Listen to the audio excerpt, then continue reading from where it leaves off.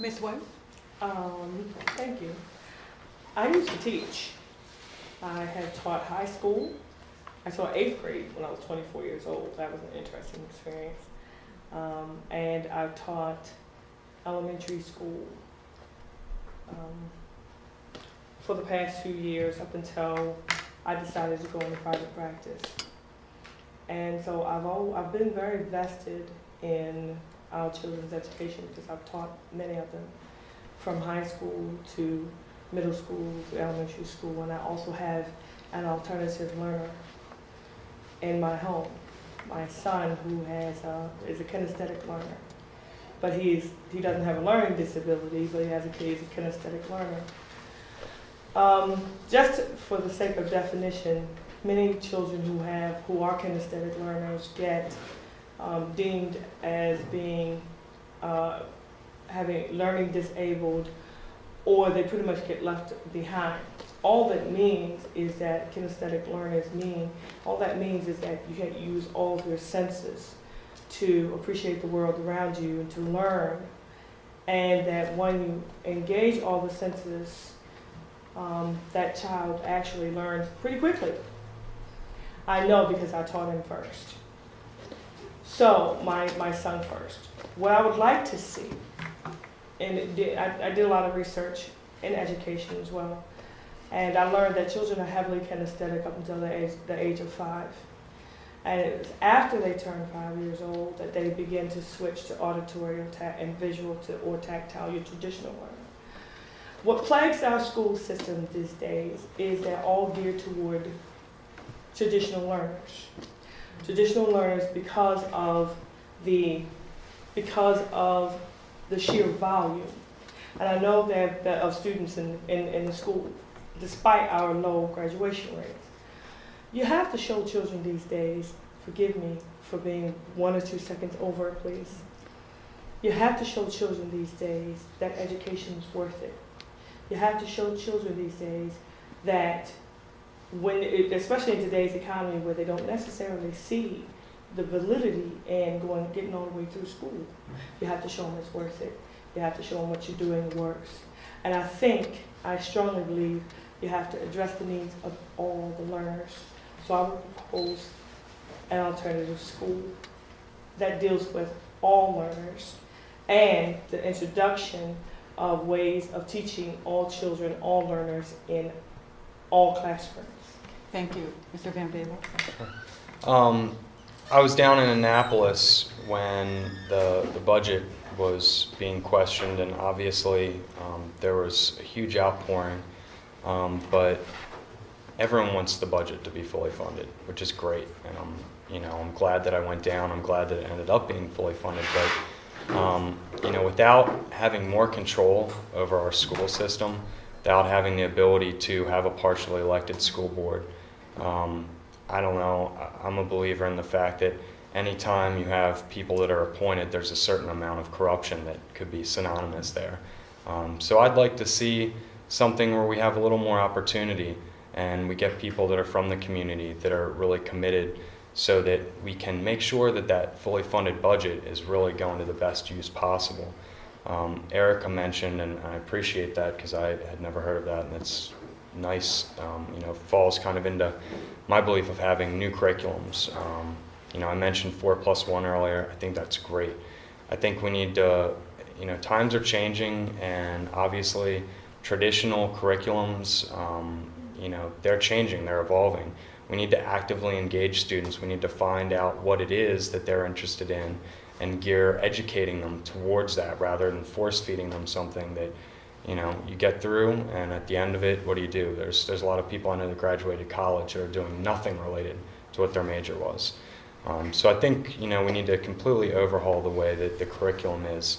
But having it fully funded, that's great. But the way it is now, I think we need a lot more opportunity. Another thing that I think is really exciting I've seen done at Southwest Baltimore Charter is integrating city services. They've had some of their students out there with WVDA on Saturdays with myself in parks and people, planting trees, getting them involved with the community, getting them involved with the people that live around where they go to school. all these things, you know, it's not just learning in the classroom, it's learning from life experience. So I think we really need to take a look at the current education system and implement some new ideas. Thank you. All right, I think we'll begin our closing statements, and unless anyone has an objection, we'll just go straight down the line, beginning with Mr. Marker. 3 minutes. 3 minutes, if we can squeeze in there. 3 minutes. Well, again, thank you for coming. Obviously, in a perfect world, this room would be jammed. So thank you all very much for coming, and maybe the rain is part of it, but I'm out there stumping the streets. We're all out there trying to get people excited about politics. We've had so many years of attack from government. The government is bad and evil.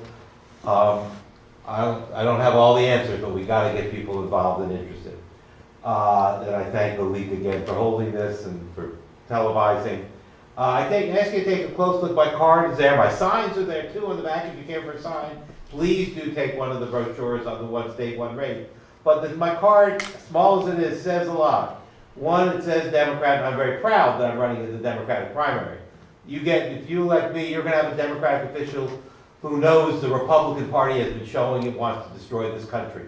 I'm not saying they look in the mirror and that's what they see, but that's in fact what they do. They're not willing to understand there's differences in this country. So I'm proud of that.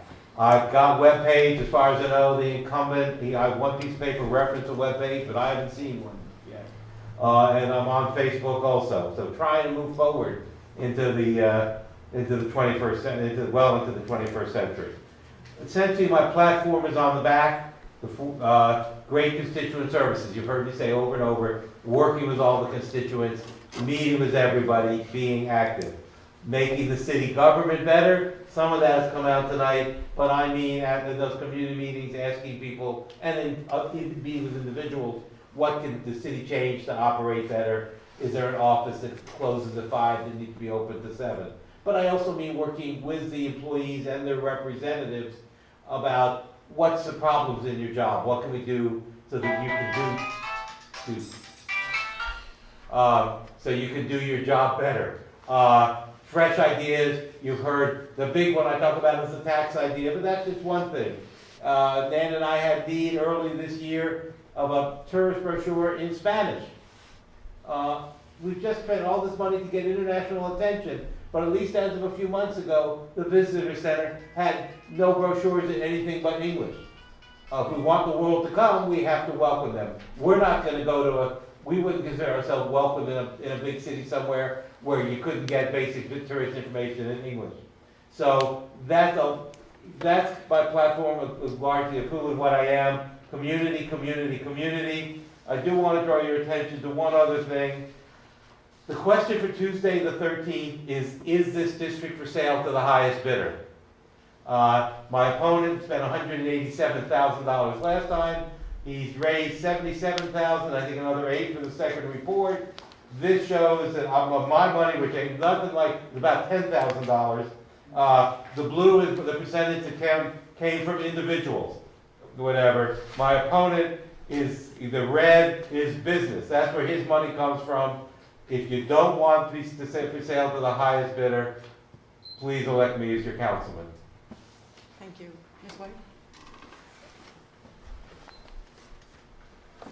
I'm a woman and a single mother and a solo practitioner in the practicing law.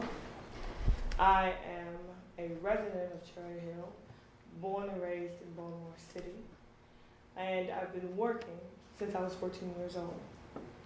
My concerns are your concerns. We share the same needs, we share the same view. We all want, in the long run, to make sure that our children, that the legacy we leave behind is a positive one for our children and for future generations, while improving the quality of our lives and their lives today. That's my platform. We share the same vision, we share the same concerns. I work every day to put food on my table for my children. I know that you work every day to do the same. You have the same, we all share the same needs. Let me work for you. Let me represent those needs. And let me bring a human face and humanity to our government that's supposed to serve our needs. Let me make sure that our needs are served and you're represented. Thank you. And Mr. Van Babel.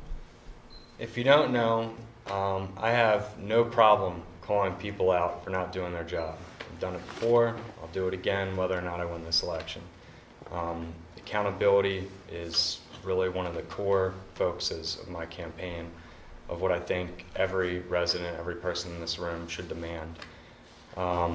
Outside of that, legislation, land use, constituent services, listening, creating opportunity, creating legislation that makes sense, that is what, you know, the essence of this job is about. Part of the reason I'm running is because I feel like as long as Ed Reisinger has been my city councilman, I have not gotten that from him. You know, I'm not sure what all of your experience has been, but I know a lot of people in my neighborhood haven't, and by no means, I've lived there just over 4 years. I am Baltimore born and raised, but I bought my house in Pigtown because I wanted to have my hand in something. I wanted to move into a community where I could be a part of it, where I could help shape it, where I could, you know, be a part of the community, not just live in the house, but be a neighbor. I think, raise your hand if you've never heard of me before, never met me. I think there's way less people than usual, so that's a good thing, but it's also not going to have as much impact. I wanted to close by asking a couple questions, if that's all right.